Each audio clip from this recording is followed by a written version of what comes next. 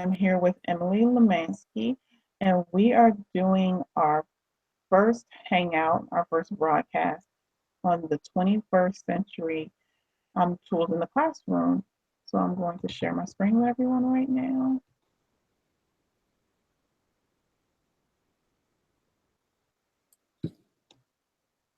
And we're doing tools for the 21st century in the classroom. And our first portion is on formative assessment, student response systems, and Emily has the first one, so I'll turn it over to her. Hi, so I'm going to talk about Socrative, and Socrative is an application used to engage all students in the class. Teachers can assess their students with activities that they have already prepared or make a spontaneous assignment.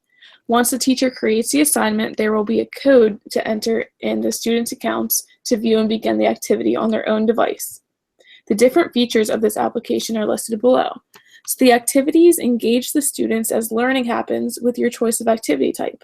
To launch a quiz, receive exit tickets, or ask a quick question for instant student feedback. Quizzes allow you to design and edit your own library of assessments specifically for your students. Save the quizzes to your Socrative account to use at a moment's notice. Reporting allows you to review students' understanding at the class, individual student, or question level. And because each Socrative report is saved to your account, you can quickly download, email, or transfer reports to Google Drive anytime. With the results option, you can visualize student understanding in the moment as students' results populate your screen in real time. Use the instant feedback to determine the next steps in your instruction. So that's about Socrative, and Dionte will tell you about Plickers. Thank you so much, Emily. That sounded like a really great program. Plickers is very, very similar to Socrative. Plickers was created by Nolan Amy, and he's the CEO as well as the founder. And if you want to find out more information about Plickers, you can go to the About Us page. And basically, it'll tell you about some of the background because the majority of the people who worked on making Plickers were in the education field. Now, Plickers allows teachers to create quizzes as well for their students, but what it does is it gives a code that they can hold up, and that's what's shown in the picture right to the right. And basically, that little picture tells them what the answer they gave. So they have these little cards that they all go around and show their answer. The good thing about that is it prevents children from really cheating, and because you have a set of different codes that you're going to hold up, and the teacher will take a picture of that to show how the classroom is doing, as that's shown in the picture as well. So the teachers are allowed to make their own questions, as well as they encourage the children to be active in the classroom, because pretty much everyone has to hold up an answer. So if they are not holding up an answer, everyone is waiting for them. So this encourages everyone to be there. Another thing is they can do this as a grade level. By doing it by a grade level, the different teachers can all work together and all be taking the same test at the same time and compare their documentation and assessments of the students. Now, Plickers was created in 2008, and it was last updated this year in 2017. And I have the reasons that Plickers should be used is because it can be used with or without the internet. So you can actually do this online, but like the children who are sitting in this classroom, they're just sitting and it's not internet needed, as well as it encourages students and teachers to use technology. It makes it a little less fearful for them. And then it also promotes team collaboration because all of the teachers can work together on this and they're not just one person doing the whole assessment or doing the whole test. So that's Plickers. And our next section that we will be working on is review and study tools. And Emily has the first one. And she's going to be talking about Kahoot. Yes, so the first review and study tool is Kahoot. Now, Kahoot is an application that allows teachers to create a fun learning experience and game in minutes, or choose from the million that are already ready to play, or you can adapt them.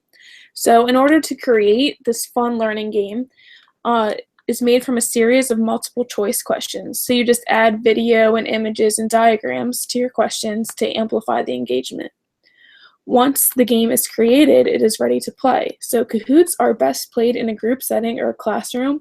Players answer on their own devices while games are displayed and shared to a screen to unite the whole lesson together.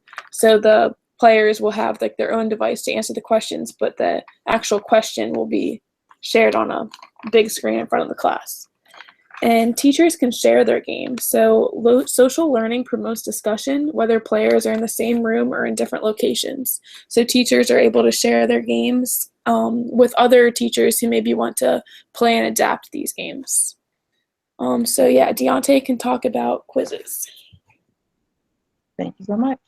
So quizzes is basically very similar once again to Kahoot. Quizzes basically allows you to create quizzes in no time. So it can be as detailed or as easy as you want. This product is free.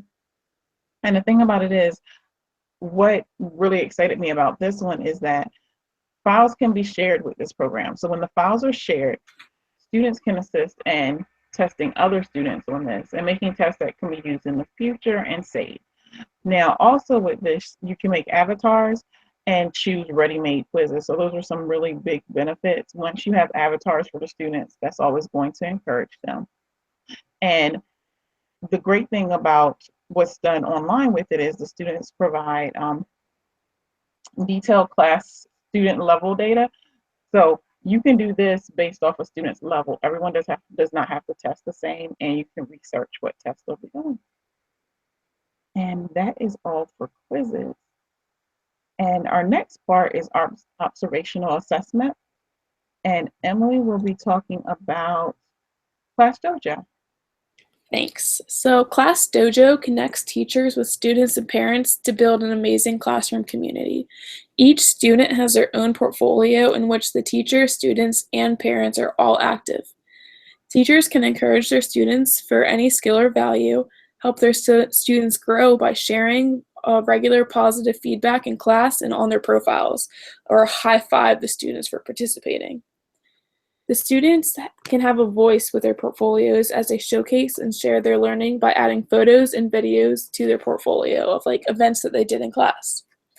Parents can become engaged by viewing the shared pictures and videos of the classroom moments. And this is also good because teachers can instantly share these moments as well as updates with parents. So like parents can see what their children are actually learning in school. And teachers and parents can message each other, and parents can translate these messages into any languages. Just in case they don't speak English, they can still communicate with their child's teacher. So next we can talk about Classcraft. That was great, Emily. We use Class Dojo at my school, so I really enjoy that. Yeah, Classcraft is really cool. Classcraft is very similar, but I feel like it's made for older children. At the bottom, you'll see that there's some little warriors that reminds me kind of a Minecraft kind of situation.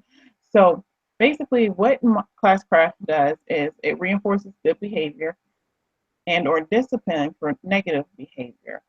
And what happens is when a student does something worthy of praise, they receive energy points. Those energy points can then be used for things in the class, such as you can use it to turn your homework in a day late, or to have some extra time to work on a project, or to maybe be the first person to pick who's in there. Now, the progress is tracked. This is also sent directly to the parents, very much like Class Dojo. And this is definitely exciting to the children. They get to pick their own characters. They can see their results. Now, this item was recently updated in 2016. It was created by Sean Young in 2013, who was a high school physics teacher. So it's definitely geared more to older children, but it is customizable to younger children. It does start off with a free trial, but for all of the different amenities that are included in it, it does have a fee associated with it. After that, but with that fee, they offer it to schools, and that has a discounted price.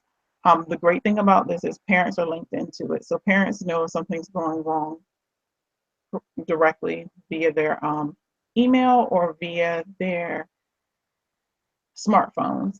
It helps with classroom management, and it does appeal to different age levels. So it looks kind of like a game to the student.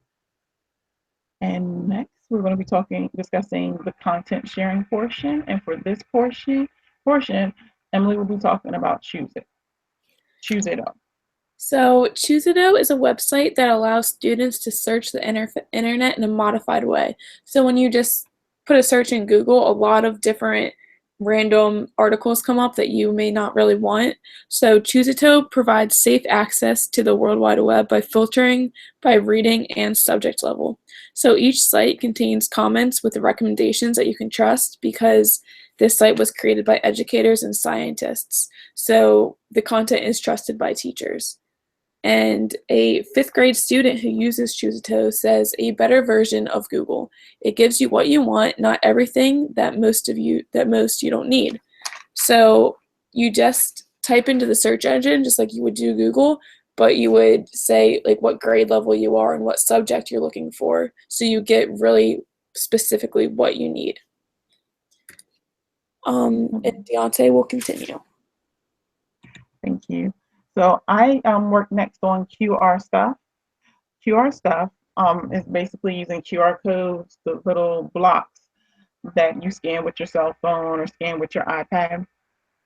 Really good program because it can be used for all types of things. Now, this item does have a price on it, um, but just like the last one I discussed, they offer a discount for schools. And this item, this website was created in Australia. The great thing about it is in a classroom, if you're having like American Education Week, you can put up some work the students did and have QR codes for the students on the paperwork in the hallway. And then parents can go by, scan it with their cell phone, and they can hear a child reading their own work, which I think is phenomenal, as well as it gives you all different ideas of things you can do, um, such as in a library, you can have different students go around um, looking for different things. They scan one with the iPad. It's going to give them all kinds of information. Now, that was one of the reasons it should be used, as well as for listening to different subjects, finding out about things, doing scavenger hunts. It introduces even any age level to using their iPads and scanning QR codes. And we're going to move on to our next subject, which is design tools. And Emily will start talking about Adobe Spark. So Adobe Spark allows you to communicate with an impact. So you can create impactful social graphics, web stories, and animated videos. What you can create is social graphics. So you pick a photo, add some text, and apply design filters to instantly start a viral phenomenon. You can also create web stories where you can turn words and images into beautiful magazine-style web stories that will impress readers on any device. And animated videos, you can record your voice, add photos or icons, and select from professional quality soundtracks in cinematic motion. You create your video in minutes with no design experience needed, and you can share these instantly to inspire anyone. Next, we can talk about Canva. With Canva, it's basically like a graphic design situation as well. You can create graphic images, you can make them into posters, into books, into charts, and collages. I think this is really good for situations such as what we have when we have our own websites and the parent can go in and look at things that are being done there. Also, you can create your own stories with this by using the graphic design, maybe a picture a child did, and uploading this. Now, the reasons that I feel this website should be used is because it can quickly allow you to upload the students' work, like if they draw a really great picture and things to the website, and other parents can see what some of the other children are doing. It also has a lot of different templates that teachers can use and get ideas. And last but not least, it has posters and business cards. Now, the things that are on here are not free to be printed, but you can print them out directly from your school. But it's really nice for getting those creative juices flowing. Students can even put words on here and everyone can share it together. So that is it for that. And we are moving. Actually, the last thing we have left is our references. Our references for both of us are listed. It shows everything and all the websites that we did use and the date that they were pulled up. And for tools, but for the 21st century classroom, it looks like we are done. So I'm going to go ahead and we are finished with this one. And we want to say thank you for listening to our first discussion.